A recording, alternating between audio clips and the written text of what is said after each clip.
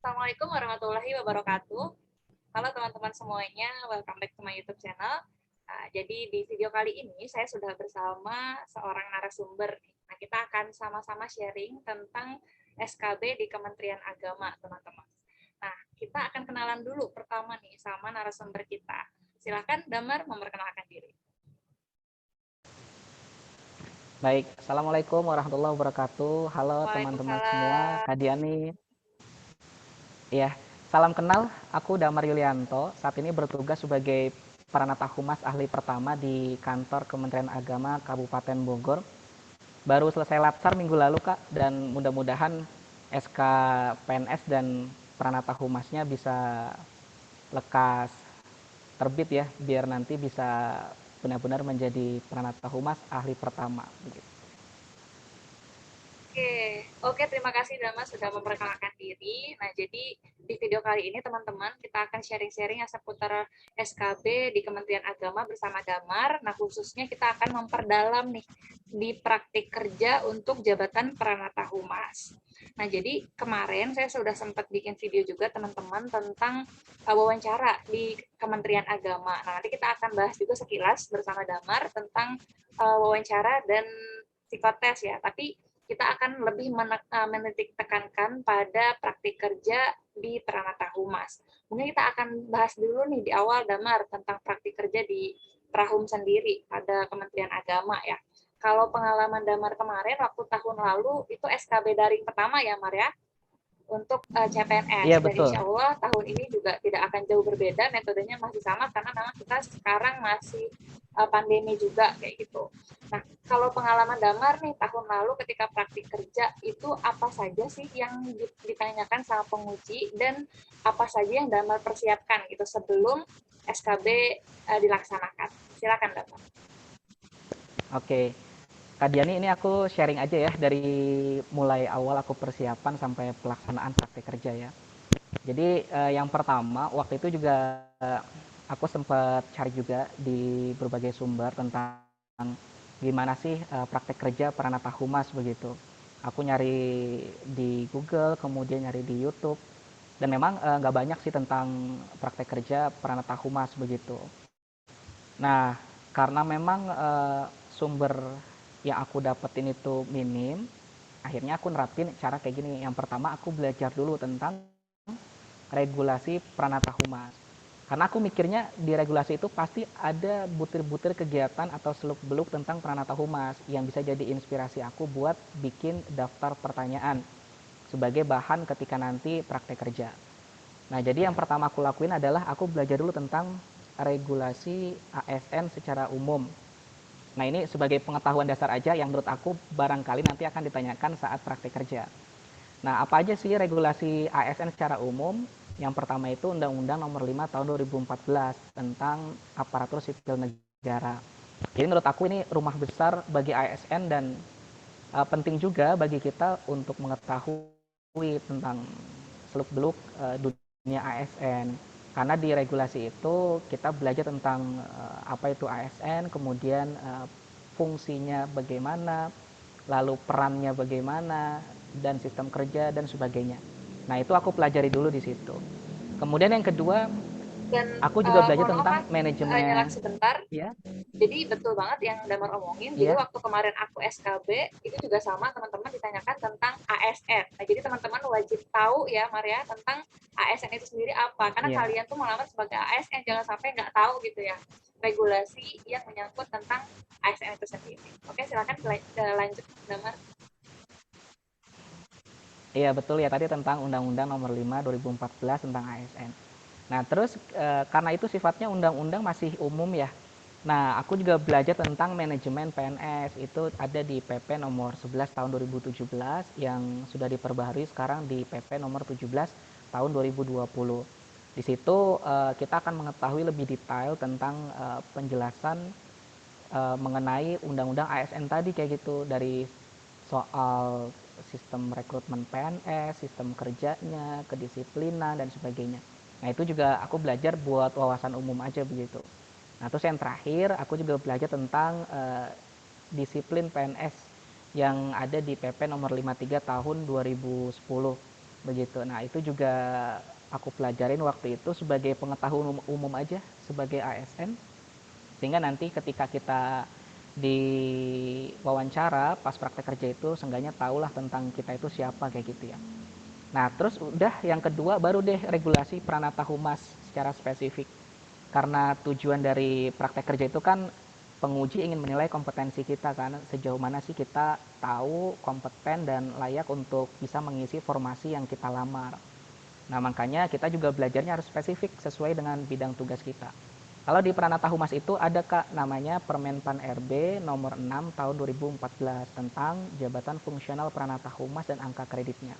Di situ tuh lengkap banget mulai dari apa itu Pranata Humas, kemudian tugasnya apa, lalu jenjang karirnya bagaimana sampai butir-butir kegiatan dan bagaimana cara mengajukan penilaian angka kreditnya karena Pranata Humas merupakan jabatan fungsional tertentu. Jadi kalau dari dari Permenpan RB itu kan kalau Pranata Humas tugas pokoknya itu melaksanakan pelayanan informasi dan juga kehumasan yang meliputi 5 kegiatan dari mulai perencanaan, kemudian pelayanan informasi dan kehumasan, lalu pelaksanaan hubungan internal dan eksternal, audit komunikasi, dan yang terakhir pengembangan pelayanan informasi dan kehumasan. Nah, kan udah tergambar tuh tugas secara umum. Dan di sana ada juga butir-butir kegiatan secara spesifik dari masing-masing jenjangnya. Mulai dari tingkat terampil ataupun ahli di sana lengkap. Kalau Pranata Humas ahli pertama kayak aku atau teman-teman yang sekarang daftar CPNS di Pranata Humas, itu nanti ada 29 butir kegiatan Pranata Humas ahli pertama. Kayak membuat program kehumasan sebagai anggota tim, menyelenggarakan telekonferensi, membuat profil lembaga, membuat artikel opini dan sebagainya. Nah, waktu itu aku belajar tentang itu dulu tuh. Jadi udah tahu tentang Pranata Humas itu apa, tugas fungsinya apa, lalu butir kegiatannya. Nah, baru deh yang kedua, aku buat daftar pertanyaan Kak dari masing-masing butir kegiatan itu. Karena kita kan nanti akan dites tuh tentang kemampuan atau kompetensi kita. Jadi waktu itu buat aja tuh di buku tuh coret-coretan kayak gitu ya. Misalkan kayak uh, membuat berita kayak gitu. Apakah kamu tahu tentang cara membuat berita? Nah, aku siapin jawabannya. Aku cari sumber dari buku atau internet tentang kaidah membuat berita. Oh, ternyata dalam membuat berita ada kaidah 5W plus 1H. Kemudian ada juga kaidah punktuasi. Bagaimana membuat lead berita dan sebagainya. Nah, itu aku tulis di buku aku gitu kan. Dan itu sebagai sebagai persiapan untuk menjawab pertanyaan penguji saat praktek kerja. Terus ada juga tentang tugas misalkan membuat profil lembaga kayak gitu. Ya udah aku siapin jawabannya. Profil itu apa sih kayak gitu, sistematika profil itu apa aja. Oh, ternyata kita dapat jawaban. Oh, profil itu sistematikanya mulai dari sejarah institusi, kemudian daftar pejabat, legalitas, program dan sebagainya. Nah, akhirnya kan dari regulasi itu kita bisa dapet tuh inspirasi buat bikin daftar pertanyaan maupun jawabannya. Nah, jadi prosesnya kayak gitu Kak, kurang lebih. Oke, jadi lengkap banget ya tadi yang udah Damar ceritain tuh prosesnya dari mulai persiapan, apa aja yang dipersiapkan, mulai dari mempelajari regulasi ya, yang menjadi rumah besarnya pertama tentang ASN dulu, manajemen PNS, kemudian juga tentang jabatan yang Damar lamar gitu, yakni Pranata Humas. Nah, Iya, jadi betul. teman-teman tadi udah disebutin juga nih sama Damar aturan-aturan apa saja gitu yang menjadi rujukan. Nah, teman-teman catat aja dan habis ini coba searching gitu terus kemudian dipelajari. Karena memang jujur waktu tahun lalu SKB ya seperti itu. Jadi yang ditanyakan ya seputar ASN, manajemen PNS dan jabatan yang kita lamar. Sama kalau kemarin itu kamar di praktik kerja Iya. aku itu ada ini juga ya, kita diuji tentang kemampuan bahasa asing. Nah, kalau Damar kemarin menyampaikan ke penguji itu apa saja bahasa yang dikuasai. Oke, jadi aku juga prepare kan kayak gitu ya. Maksudnya dalam wawancara kerja salah satu tips secara umum kan kita juga prepare tentang perkenalan diri, baik dalam bahasa Indonesia ataupun bahasa asing. Waktu itu aku bawain dalam bahasa Indonesia, kemudian bahasa Inggris dan bahasa Arab kayak gitu Kak. jadi tiga bahasa itu. Kenapa sih tiga bahasa itu? Karena yang pertama, bahasa Indonesia kan bahasa kita ya, nasional, kemudian bahasa Inggris, bahasa internasional, dan karena kita melamar di Kementerian Agama, aku pikir kayaknya perlu banget sih untuk bisa uh, bahasa Arab kayak gitu ya, minimal untuk memperkenalkan diri. Nah, tapi waktu itu di praktek kerja, karena tentang kehumasan, waktu itu mempraktikkan bahasa itu bukan sekedar dalam perkenalan aja, tapi juga saat menjadi MC maupun saat khutbah kayak gitu, Kak. Nah, jadi saat khutbah itu kita kan mesti prepare juga tuh tentang bagaimana tata cara khutbah, mulai dari pembukaan, isi sampai penutup, yang mayoritas juga apa namanya kita menggunakan kosakata atau lafaz-lafaz dari bahasa Arab kayak gitu kan. Nah, itu aku waktu itu praktik di situnya, Kak. Nah, kemudian ketika diminta untuk menjadi MC, nah itu juga praktik dalam bahasa Indonesia ataupun dalam bahasa Inggris waktu itu. Jadi ketika di praktek kerja itu, penguji itu membuat semacam kayak studi kasus. Kayak waktu itu aku ditanya kayak gini, coba kamu bisa nggak jadi MC atau pernah punya pengalaman nggak jadi MC gitu. Saya jawab kan, oh pernah kayak gitu Pak, pernah. Nah, lalu gimana caranya, coba praktekkan semisal kamu di hadapan para guru, kemudian dalam situasi formal, acara tertentu, coba kamu praktekkan menjadi MC. Ya udah, aku akhirnya praktekkan MC gitu. Jadi itu juga perlu kita persiapkan sih, artinya kita buat aja gitu kayak semacam teks, meskipun nanti pas diujikan barangkali nggak sesuai, tapi kan seenggaknya kita udah tahu tuh tentang sistematika khutbah, tentang sistematika MC, dan disiapkan aja dalam tiga bahasa tadi, barangkali ditanyakan ketiga-tiganya, ataupun kalau nggak ditanyakan kita bisa menunjukkan, itu juga menurut aku bisa jadi nilai lebih kayak gitu, Kak. Oke, jadi itu tadi ya sharing damar seputar penguasaan bahasa asing dan kita juga menyampaikan gitu ya tentang pengalaman kita sebelumnya yang itu berhubungan gitu dengan jabatan yang akan kita lamar. Karena itu akan menjadi poin plus ya Maria di mata penguji. Oh, bahwa anak ini tuh punya kelebihan gitu, punya basic, punya kompetensi di Iya, bidang betul. tersebut. Oh ya, Kak, Kemudian juga tadi kan setelah kita, ya.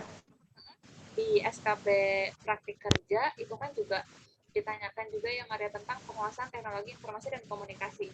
Nah, apalagi Damar ini apa namanya jabatannya Pranata Humas gitu. Kemarin tuh bagaimana sih Iya, cara betul. Damar meyakinkan ke penguji gitu bahwa saya itu kompeten gitu untuk apa namanya masuk atau berperan di dalam jabatan Pranata Humas. Oh ya, nah ini sekaligus menjawab pertanyaan ini kayak gitu ya. Nah, ini lanjut dari tadi yang aku persiapin. Jadi setelah kita belajar tentang regulasi, kemudian kita mempersiapkan daftar pertanyaan dan juga jawaban. Nah, yang ketiga itu aku berlatih kayak gitu, Kak. Berlatih bagaimana cara menyampaikan apa yang udah aku siapin itu di hadapan penguji. Karena menurut aku, apalah artinya materi yang udah kita siapin, tapi kalau cara penyampaian kita tidak meyakinkan penguji begitu. Nah, makanya waktu itu aku latihan tuh bagaimana cara menjawab di hadapan penguji. Latihannya waktu itu ya di depan cermin, kita kayak bikin drama tapi dengan diri kita sendiri aja kayak gitu ya. Jadi aku ngungkapin bagaimana cara membuat berita. Baik Pak, menurut saya cara membuat berita adalah seperti ini. Nah, itu aku latihan kayak gitu. Nah, menurut aku salah satu tips yang membuat penguji yakin bahwa kita layak untuk menjadi Pranata Humas adalah sejauh mana kita bisa berinteraksi dengan lancar, menjawab pertanyaan-pertanyaan penguji selama praktik kerja itu berlangsung kayak gitu kan. Karena dunia humas itu kan nanti berhubungan dengan interaksi banyak orang, jadi penguji pun pastinya akan menilai kemampuan bicara kita saat wawancara praktik kerja itu. Begitu. Nah, kemudian yang selanjutnya, tips yang keempat itu ketika sudah mempersiapkan latihan, aku juga mempersiapkan tentang bukti-bukti karya selama ini yang berhubungan dengan Pranata Humas. Contohnya kayak tadi, bagaimana cara membuat berita, kamu punya kompetensi nggak? Oh iya, saya punya kompetensi dan tahu tentang kaidah membuat berita. Lalu ada nggak pengalaman kayak gitu? Oh ada pengalaman membuat berita. Nah udah aku siapin tuh dari rumah. Oh aku pernah nulis berita tentang, waktu itu kan pernah jadi freelancer di yayasan begitu ya. Oh aku punya nih tentang berita yang pernah aku tulis. Atau kita punya opini yang pernah kita tulis di majalah atau di berita online tertentu, ya udah kita tampilin aja. Nah, itu udah disiapin sejak dari rumah sebelum kita praktek kerja. Dibuka-buka aja dulu lembaran-lembarannya itu di laptop kita, lalu diminimize aja, sehingga ketika suatu waktu penguji itu menanyakan atau butuh diyakinkan seberapa pantas kita menjadi penerta humas, nah aku udah nyiapin tentang bukti karya tadi kayak gitu. Nah, aku pikir itu bisa menjadi nilai lebih kayak gitu ya. Jadi artinya kita mengatakan bisa kepada penguji, saya bisa menulis berita, saya bisa desain. Alangkah lebih baiknya kalau misalkan kita punya bukti begitu. Atau sekalipun kita belum pernah punya pengalaman nih kayak gitu tentang pembuatan profil lembaga begitu atau menyelenggarakan teleconference. Nah, kita jawab aja jujur kayak gitu Kak. Jadi nggak perlu juga mengada-ngada atau membuat sesuatu yang mengesankan penguji seakan-akan kita sempurna atau perfect atau sudah bisa semuanya kayak gitu ya. Jawab aja jujur, oh iya saya belum pernah punya pengalaman membuat profil lembaga. Tapi waktu itu aku meyakinkan kayak gitu, ketika emang aku belum pernah punya pengalaman tentang pekerjaan tertentu, aku yakinkan sekalipun saya belum punya pengalaman terhadap tugas tersebut, tapi saya punya keinginan untuk belajar lebih lanjut tentang tugas tersebut, dan jurusan saya sebagai sarjana komunikasi memungkinkan untuk terus belajar tentang hal tersebut. Jadi kita memang punya kekurangan, tapi sebisa mungkin di hadapan penguji itu kita tetap harus bisa menunjukkan motivasi kita, keinginan kita untuk belajar selama nanti menjadi Pranata Humas begitu Kak. Oke, lengkap banget ya, Damar nih ceritanya dari awal sampai akhir, persiapannya apa aja, bagaimana tips and trick menjawabnya. Nah, mungkin juga sekarang kita bisa beralih sedikit, Mar. Kita bahas wawancara sama psikotes sekilas gitu. Kemarin tuh waktu Iya boleh. Damar wawancara dan psikotes, apa saja sih yang Damar persiapkan? Oke, soal yang pertama wawancara kebangsaan ya. Jadi karena wawancara kebangsaan itu penguji ingin tahu tentang pandangan kita terhadap isu-isu tertentu, baik isu keagamaan atau kebangsaan kayak gitu ya. Maka aku mempersiapkan, aku buat list tuh Kak. Kira-kira isu-isu apa yang sedang hangat dibicarakan atau masih relevan dibicarakan hingga saat ini. Waktu itu aku list aja tentang isu-isu kebangsaan seperti penerimaan terhadap dasar negara, kemudian kebebasan berpendapat, kemudian juga ada tentang isu penggantian ideologi Pancasila dan sebagainya kayak gitu ya. Nah itu aku list aja kayak gitu, kemudian aku buat juga sama daftar pertanyaannya, daftar jawaban dari masing-masing pertanyaan tersebut. Nah prinsipnya adalah waktu itu aku berpandangan begini, karena sekalipun kita belum resmi menjadi CPNS, tapi kita sebisa mungkin sudah harus memposisikan sebagai ASN ketika menjawab pertanyaan-pertanyaan tersebut, sehingga jawabannya berimbang, kemudian netral, dan yang paling penting adalah solutif dari setiap masalah-masalah yang ada begitu. Begitu Kak. Kayak waktu itu Oke, aku Damar, pernah mungkin boleh di dicontohin iya. ini nggak? Mungkin ada satu pertanyaan gitu yang Damar ingat, terus Damar waktu itu cara menjawabnya seperti apa dengan waktu yang singkat, tapi ngena gitu ke penguji. Oke, waktu itu aku ingat ada satu pertanyaan yang ditanyain, dan ini pertanyaan pertama waktu itu ya. Eh, Bagaimana pandangan kamu tentang kelompok-kelompok yang menyatakan pendapat melalui demo di tempat publik, kurang lebih kayak gitu pertanyaannya. Lalu aku jawab kan, menurut saya Pak, berpendapat itu boleh saja dan sah-sah saja, karena berpendapat itu dijamin kebebasannya dalam Undang-Undang Dasar. Salah satunya kebebasan berpendapat dan berkumpul, mengeluarkan pikiran dengan lisan dan tulisan, dan sebagainya ditetapkan dengan undang-undang di Undang-Undang Dasar pasal 28 ya. Nah, jadi menurut saya boleh-boleh aja setiap warga negara itu menyatakan pendapatnya. Tetapi yang menjadi masalah dan yang tidak boleh itu adalah ketika kita menyampaikan pendapat, memaksakan pendapat kita ke orang lain, atau bahkan membuat kegaduhan di tempat publik. Nah, itu yang menjadi masalah gitu ya. Jadi solusinya adalah menyatakan pendapat boleh, tapi melalui jalur-jalur yang sekiranya tidak mengganggu kepentingan umum, tapi juga pendapat kita tetap bisa tersalurkan dengan baik. Contohnya seperti musyawarah, atau melalui legislatif, atau menempuh jalur-jalur tertentu yang bisa mendatangkan kemaslahatan bagi banyak orang. Nah, kurang lebih aku jawabnya begitu, Kak. Jadi Oh iya, tetap oke oke. menjawab Ini aku masalah, kalau sebagai penguji juga akan ya. teryakinkan sih dengan jawaban kamu. Oh iya, kayak gitu ya. Nah, jadi Oke, gitu Mar. Kak. Jadi Heeh, tetap netral gitu, terus tetap berimbang dan yang penting solutif sih kayak gitu ya. betul banget. Itu dia teman-teman, jangan lupa dicatat dan nanti disiapkan ya. Kira-kira nanti kalau misalkan penguji nih tanya tentang apa, teman-teman latihan gitu cara menjawabnya ya, Mar ya. Nah, mungkin Iya, sekarang betul juga sekali. kita bisa bahas sekilas, Mar, tentang psikotes. Kalau kemarin, Damar, waktu psikotes, Iya. apa saja sih yang dipersiapkan? Oke, kalau soal psikotes menurut aku sumbernya banyak ya. Jadi kan buku-buku tentang psikotes juga kan banyak ya.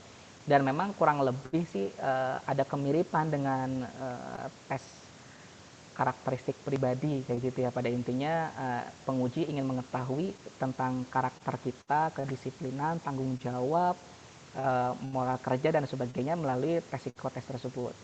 Nah, yang dipersiapkan kalau aku sih kemarin lebih banyak soal kayak sinonim, antonim kayak gitu itu diperkaya karena itu pasti akan keluar di psikotes.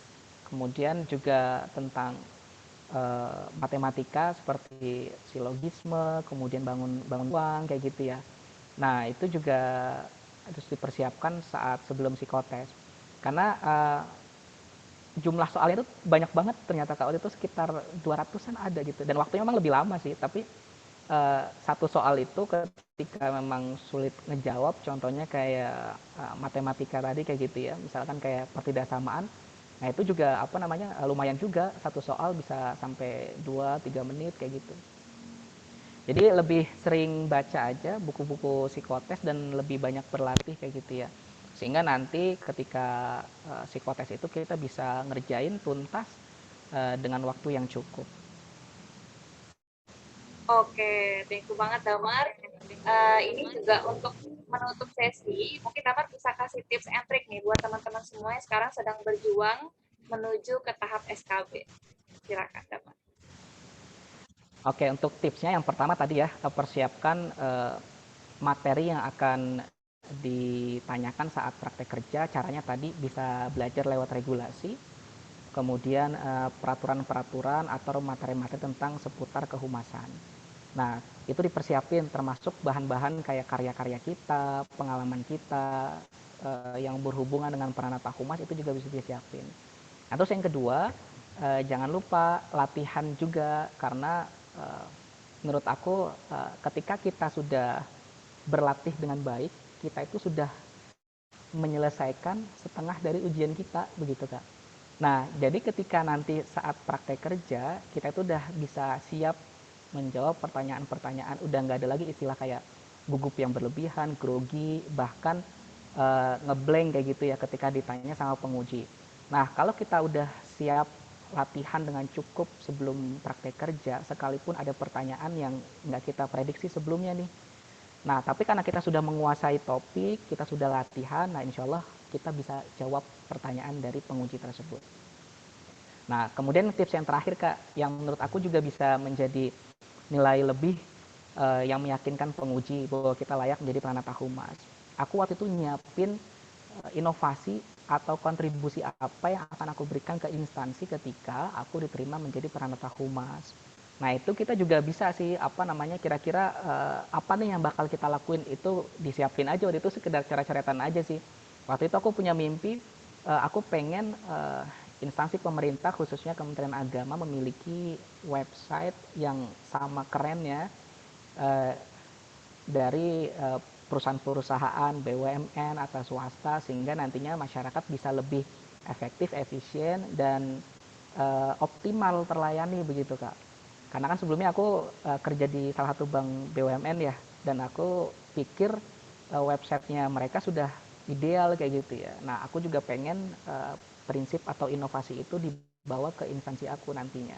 Nah, inovasi semacam itu juga bisa jadi nilai lebih yang barangkali membuat penguji bisa lebih yakin bahwa oh ya memang anak ini atau peserta ini sudah pantas, sudah layak menjadi Pranata Humas, dan bisa ditunjukkan keseriusannya melamar menjadi Prahum melalui inovasi-inovasi yang dia telah rencanakan begitu. Nah, aku pikir 3 tips itu ya yang bisa membuat kita lancar saat praktik kerja nanti. Dan mudah-mudahan teman-teman yang saat ini mendaftar Pranata Humas bisa lolos dan bisa bekerja bareng khususnya di Kementerian Agama Jawa Barat ya. Aku tunggu di sini. Oke, makasih banyak Damar atas sharing-sharingnya, luar biasa lengkap banget ya dari awal sampai akhir. Aku harap ini bisa bermanfaat buat teman-teman semua yang menyaksikan video ini. Terima kasih teman-teman Amin, sudah amin. menyaksikan video ini sampai selesai. Makasih juga Damar yang udah bersedia mau sharing ya sama kita semua. Semoga apa yang dibagikan insya Allah bermanfaat ya buat teman-teman semuanya. Oke teman-teman Amin, amin. semuanya, kalau gitu kita pamit dulu. Kita akan jumpa lagi ya dengan narasumber berikutnya yang nggak kalah keren dari Damar nih, dengan apa namanya jabatan atau formasi yang lain, dengan harapan bisa ngebantu teman-teman gitu untuk persiapan menuju SKB. Sekali lagi terima kasih banyak Damar. Terima kasih banyak teman-teman semuanya. Mohon Iya, maaf dari sama-sama aku. Kak. See you on my next video.